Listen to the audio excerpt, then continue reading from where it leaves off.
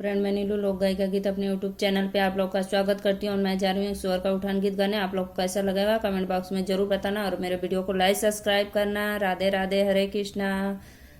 गोकुला में लागेला बाजारिया बाजरिया पियावा जई ताना हो।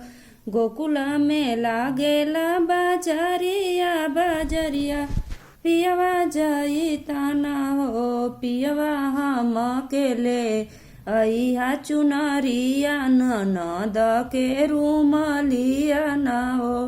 पियवा हम अकेले अइहा चुनरिया ननद के रूमलिया ना हो।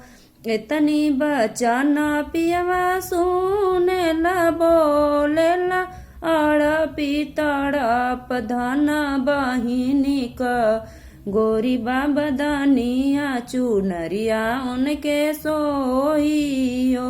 धन बहिनी क गोरी बाबदनिया चुनरिया उनके सोहेला हो।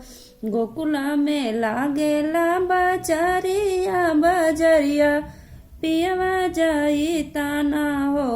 पियवा हम अकेले अइहा पलंगिया ननद के खटोलावा ना हो।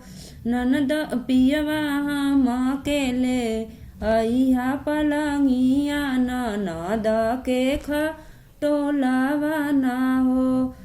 इतनी बचन पियवा सुनेला बोलेला तड़पी तड़प धन बहिनी का लंबी लंबी के सिया पलंगिया उनके सोहेला हो। धन बहिनी का लंबी लंबी के सिया पलंगिया उनके सोहेला हो।